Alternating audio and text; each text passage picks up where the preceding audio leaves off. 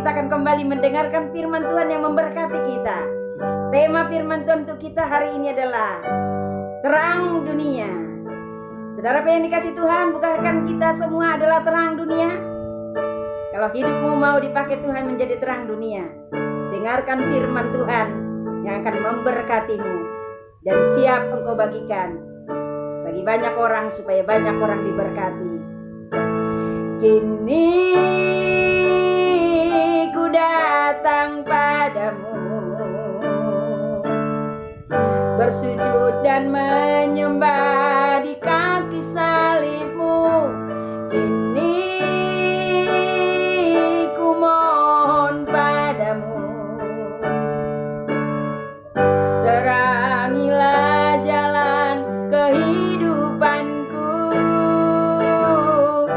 Ingin ku balas semua kebaikanmu yang nyata dalam hidupku. Kini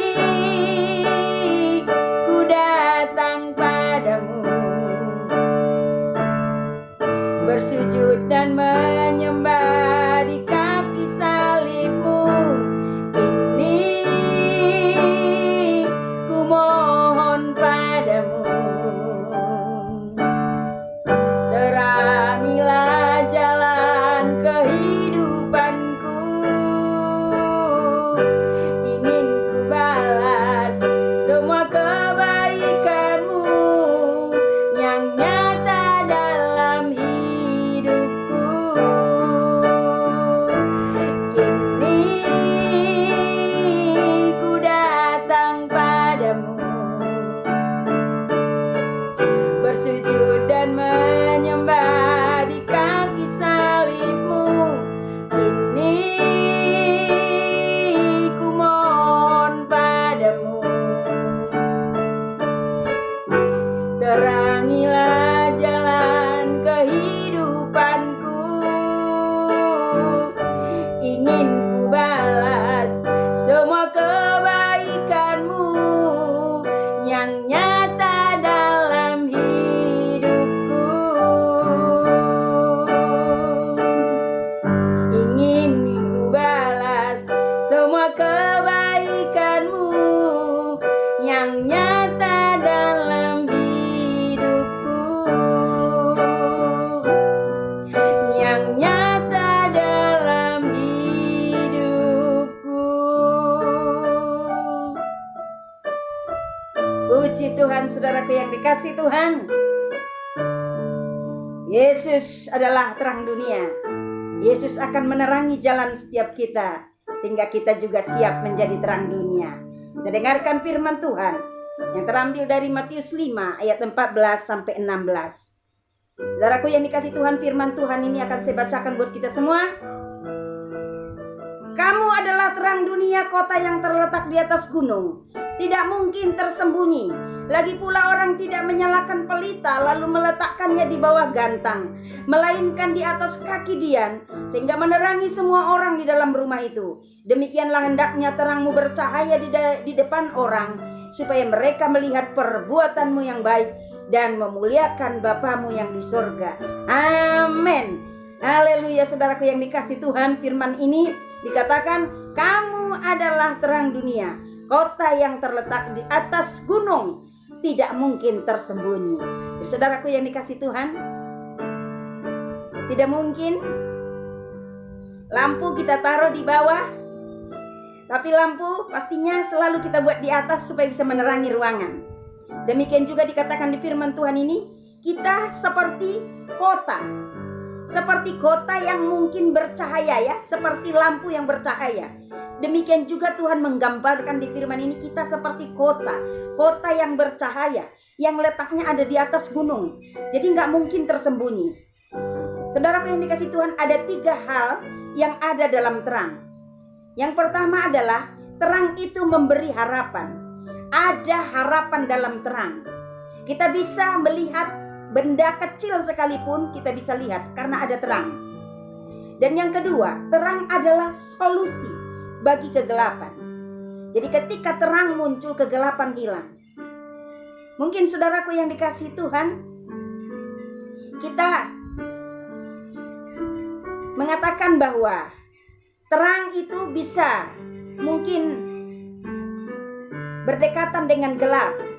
Tapi kalau kita pakai logika saja, saudaraku yang dikasih Tuhan, ketika malam hari itu berarti siang hari sudah berakhir.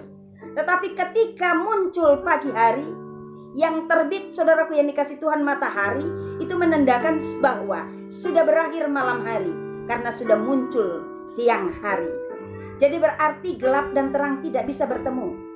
Saudaraku yang dikasih Tuhan, dikatakan terang itu bercahaya di dalam kegelapan dan kegelapan itu tidak menguasainya. Yohanes 1 ayat 5. Terang bercahaya, terang mengalahkan kegelapan. Jadi saudaraku yang dikasih Tuhan, ada 3 hal yang ada dalam terang. Yang pertama adalah terang memberikan kita harapan. Yang kedua, terang adalah solusi bagi kegelapan. Artinya terang adalah solusi dari setiap persoalan kita. Dan yang ketiga adalah terang memberikan arah. Kalau kita berjalan dalam terang, kita bisa tahu arah kita kemana. Kita tidak mungkin terjatuh kalau kita berjalan di dalam terang. Dikatakan di Efesus 5 ayat 8, memang dahulu kamu adalah kegelapan, tetapi sekarang kamu adalah terang di dalam Tuhan. Sebab itu hiduplah sebagai anak-anak terang. Jadi saudaraku yang dikasih Tuhan, kita harus hidup sebagai anak-anak terang, supaya arah hidup kita benar, supaya arah masa depan kita itu jelas. 3 penghambat seseorang menjadi terang. Ada 3 penghambat mengapa seseorang tidak bisa menjadi terang. Dikatakan di Wahyu 16 ayat 13 sampai 14. Di Wahyu 16 dikatakan, di firman Tuhan ini dikatakan, dan aku melihat dari mulut naga dan dari mulut binatang dan dari mulut nabi palsu itu keluar 3 roh najis yang menyerupai katak. Itulah roh-roh setan yang mengadakan perbuatan-perbuatan ajaib, dan mereka pergi mendapatkan raja-raja di seluruh dunia untuk mengumpulkan mereka guna peperangan pada hari besar, yaitu hari Allah yang Maha Kuasa. Saudaraku yang dikasih Tuhan, ada 3 roh katak yang menghalangi umat Tuhan menjadi terang.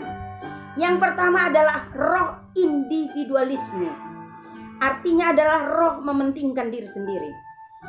Roh mementingkan diri sendiri ini membuat manusia terhalang untuk menjadi terang. Karena dia lebih mementingkan dirinya daripada orang lain, sehingga dia tidak mempunyai kesempatan untuk bisa jadi terang bagi sesama. Dia egois, dikatakan di 2 Timotius 3 1 sampai 5. Contohnya adalah kita melihat keadaan-keadaan yang sekarang, kelihatan orang-orang mana yang egois, mana orang yang peduli. Kelihatan mana orang-orang yang betul-betul sungguh-sungguh memiliki jiwa sosial, tetapi jiwa sosial yang rohani. Tapi kelihatan juga orang-orang yang hanya ingin mementingkan dirinya sendiri. Saudaraku yang dikasih Tuhan, kita sangat miris sekali mendengar kalau ada beberapa sumbangan yang diberikan oleh pemerintah tetapi tidak sampai di tangan oleh orang-orang yang membutuhkannya. Ini karena roh individualisme, mementingkan diri sendiri. Ada banyak orang dia lebih mementingkan untuk dirinya sendiri daripada orang lain. Dan itu bisa terlihat apalagi di masa-masa sulit sekarang ini.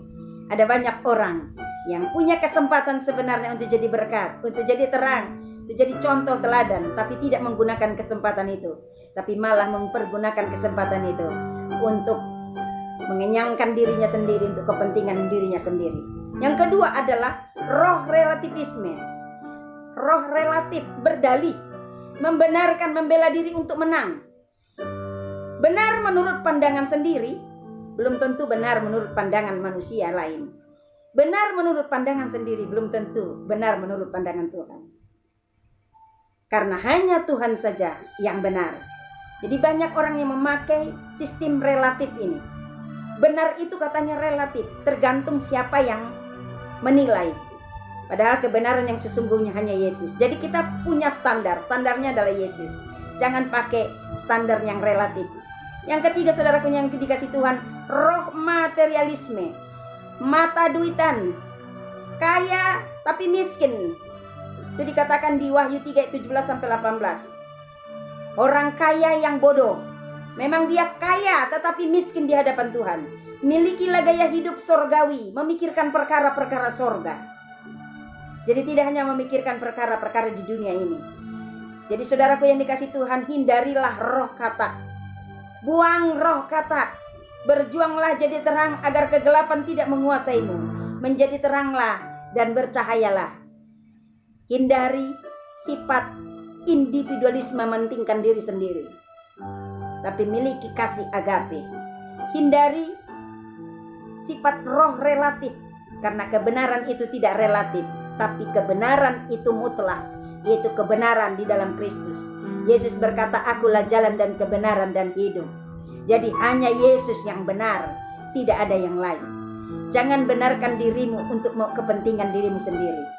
Pakailah kebenaran firman Tuhan. Dan yang ketiga, jangan menjadi orang yang memiliki roh materialis, yaitu roh mata duitan. Karena saudaraku yang dikasih Tuhan, hidup kita ini bukanlah kehidupan yang sekarang. Kehidupan kita adalah kehidupan yang akan datang. Uang yang engkau kumpulkan sia-sia jikalau tanpa takut akan Tuhan. Jadi supaya engkau bisa menjadi terang dunia, seperti yang dikatakan firman Tuhan tadi, harus menjadi terang dunia. Terang itu bercahaya di tengah-tengah kegelapan. Dikatakan tadi di Matius 5 itu, kamu adalah terang dunia, kota yang terletak di atas gunung tidak mungkin tersembunyi. Kalau dalam dirimu tidak ada sifat individualis, kalau di dalam dirimu tidak ada sifat-sifat yang dikatakan tadi di Wahyu 16 ayat 13 sampai 14, itu tidak ada roh katak. Kalau itu tidak ada dalam dirimu, maka engkau akan jadi terang. Engkau tidak akan memikirkan segala sesuatu untuk dirimu saja. Engkau tidak akan hanya memakai logikamu saja, tapi engkau bertindak dengan iman. Iman percaya dalam Kristus, bertindak dengan dasar kasih. Sehingga dalam keadaan yang sekarang, engkau bisa menjadi terang. Menjadi terang di tengah-tengah keluargamu, menjadi terang di tengah-tengah umat Tuhan, menjadi terang di tengah-tengah orang-orang yang tidak percaya Yesus, menjadi terang dalam keadaan sekarang kepada banyak orang yang berkesusahan di luar sana. Mungkin engkau jadi terang dengan berbagi, memberikan bantuan, atau mungkin lewat doa, atau mungkin memberikan dukungan moral. Engkau berikan semangat kepada orang-orang yang sedang mengalami kesusahan. Engkau bisa jadi terang juga dengan menunjukkan bahwa engkau seorang anak Tuhan yang hidupmu berpadanan dengan kebenaran firman Tuhan. Dengan begitu orang melihat engkau, orang melihat bahwa di dalam dirimu ada Kristus. Orang melihat engkau, di dalam dirimu ada kemuliaan Allah, ada terang Allah. Sehingga dengan begitu betul-betul engkau ada dalam terang. Kalau engkau saat ini mungkin tidak ada dalam terang, walaupun engkau sudah percaya Yesus, hidupmu tidak jadi terang bagi orang lain, bahkan jadi masalah bagi orang lain. Minta pada Yesus, katakan, terangilah jalan hidupku Tuhan. Biarlah kuasa Roh Kudus-Mu menerangi aku. Roh Kudus-Mu menuntun hidupku untuk berjalan sepadan dengan firman-Mu, supaya hidupku bisa jadi berkat, jadi kesaksian, dan jadi terang bagi orang lain. Katakan kepada Tuhan, terangilah jalan hidupku Tuhan. Tuhan Yesus memberkati kita semua. Kini ku datang padamu, bersujud dan menyembah di kaki salib-Mu. Kini ku mohon padamu, terangilah jalan kehidupanku. Ingin ku balas semua kebaikan-Mu yang nyata dalam hidupku. Saudaraku yang dikasihi Tuhan, terimalah terang Kristus dan balaslah kebaikan Tuhan dengan berjuang menjadi terang bagi sesama, sehingga hidupmu betul-betul jadi terang dunia. Katakan, kini ku datang padamu Tuhan. Kini ku datang padamu, bersujud dan menyembah di kaki salib-Mu. Kini ku mohon padamu, terangilah